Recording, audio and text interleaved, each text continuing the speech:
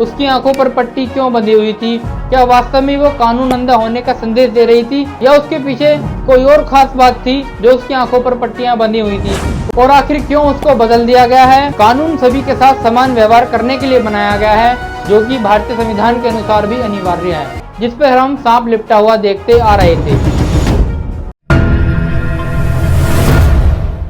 आखिर क्यों ladies of justice की मूर्ति बदलने पर विवाद चल रहा है? हाल ही में आपने सुना ही होगा, काफी सारे विषय ऐसे चर्चा में चल रहे हैं जो ये बता रहे हैं कि कानून अब अंधा नहीं है, अब न्याय की देवी की आंखों से पट्टियां हटा दी गई हैं। दोस्तों, भारत के मुख्य न्यायाधीश ने सुप्रीम कोर्ट ऑफ इंडिया के परिसर में न्याय की देवी की नई प्रतिमा का अनावरण किया है। ये मूर्ति सबसे पहले सुप्रीम कोर्ट ऑफ इंडिया की लाइब्रेरी में देखी गई है, जिसने मूल लेडी ऑफ जस्टिस की जगह ले ली है। इसकी खास बात जानने से पहले हम ये जानेंगे कि आखिर न्याय की देवी की उत्पत्ति कहाँ से हुई है, ये कहाँ से आई है और ये क्यों इतनी महत्वपूर्ण बनी हुई है, और ये न्याय की किस दशा को दर्शाती है जिससे ये इतनी महत्वपूर्ण हो जाती है। चलिए जानते हैं और चर्चा करते हैं कि न्याय की मूर्ति की उत्पत्ति कहाँ से हुई। दोस्तों, ऐसा माना जाता है कि आधुनिक समय की न्याय की देवी की उत्पत्ति पौराणिक कथाओं में वर्णित न्याय की देवी जस्टिटिया से हुई है। इसकी आंखों पर पट्टी, एक हाथ में तलवार, दूसरे हाथ में तराजू तथा यह एक किताब के ऊपर खड़ी रहती है, जिस पर हम सांप लिपटा हुआ देखते आ रहे थे। आज हम जानेंगे इसके पीछे का क्या राज था, आखिर क्यों इसमें बदलाव हुए, बदलाव के पीछे का क्या कारण है और ये क्या प्रतीकात्मकता का संदेश देना चाहती है। जो लेडीज ऑफ जस्टिस की मूर्ति अब तक हम देखते आ रहे थे, उसकी आंखों पर पट्टी क्यों बंधी हुई थी? क्या वास्तव में वो कानून अंधा होने का संदेश दे रही थी या उसके पीछे कोई और खास बात थी जो उसकी आंखों पर पट्टियां बंधी हुई थी? उसकी आंखों पर पट्टी बंधने का क्या संदेश था, इसके बारे में हम जानेंगे बारीकी से।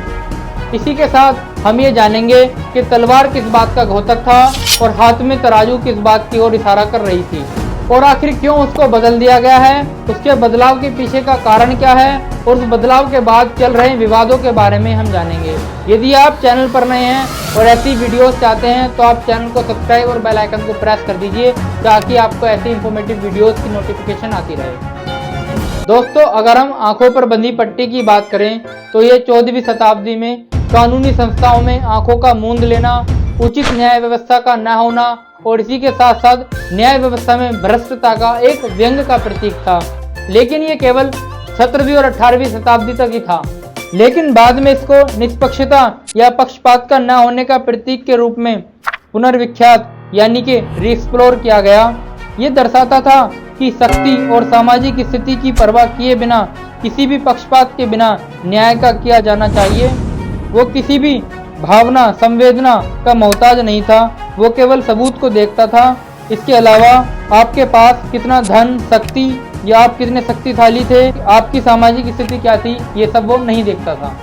इसी के साथ दोस्तों, कानून व्यवस्था और न्याय व्यवस्था में बिना संतुलन और समानता के न्याय असंभव है। इसीलिए तराजू संतुलन और बराबरी को दर्शाता था, जो अभी भी दर्शा रहा है। ये बात इस बात पर भी जोर देती है कि अदालतों को अपने निर्णय तर्क और सबूत की कसौटी पर तोल लेने चाहिए। अंत में बात करते हैं तलवार की, जो शक्ति और अधिकार को दर्शाता था, जो ये चेतावनी देता था कि कानून केवल सुरक्षा के साथ साथ दंड भी दे सकता है।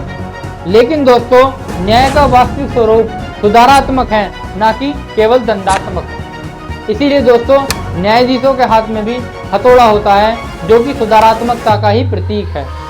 आज के 21वीं शताब्दी में न्याय बहुत ही सुदृढ़ और व्यवस्थित है, न कि भ्रष्ट, और परंपरागत रूप से चल रही इस व्यंग्यता को भी हटाना एक नई पहल है।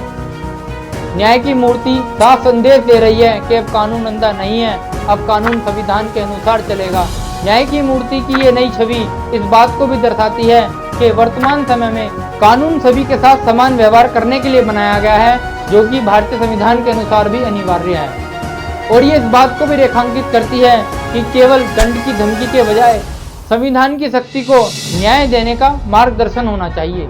इसी के साथ दोस्तों, भारत की न्याय व्यवस्था में न्याय की देवी की मूर्ति में बदलाव के पीछे का कारण देश के न्यायालयों में सकारात्मक प्रतीकवाद को बढ़ाना है, न कि परंपरागत चले आ रही रूढ़ी व्यवस्था को दर्शाना। दोस्तों, न्याय की देवी को लेकर काफी सारे विवाद भी चल रहे हैं दोस्तों, हमारे यहाँ की न्याय व्यवस्था को न्याय के रथ के रूप में देखा जाता है, जिसके दो पहिए होते हैं। एक बार, जिनको अधिवक्ताओं का समूह कहा जाता है, और दूसरा बेंच, जिसको जजों का समूह कहा जाता है। दोस्तों, न्याय की देवी की इस मूर्ति में बदलाव केवल न्यायाधीशों के अनुसार ही किया गया है। इस पर काफी सारे अधिवक्ताओं ने अपना विरोध जताया है।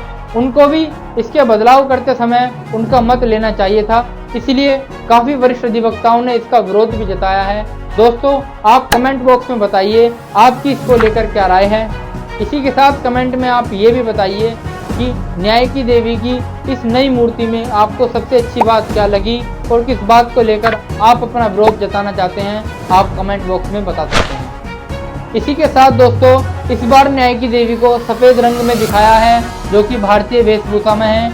उनके सर पर एक सुंदर मुकुट, माथे पर बिंदी और नाक कान गले में भारतीय संस्कृति के आभूषण दिखाए गए हैं, जो कि भारतीय परिधान के रूप में नजर आ रही है।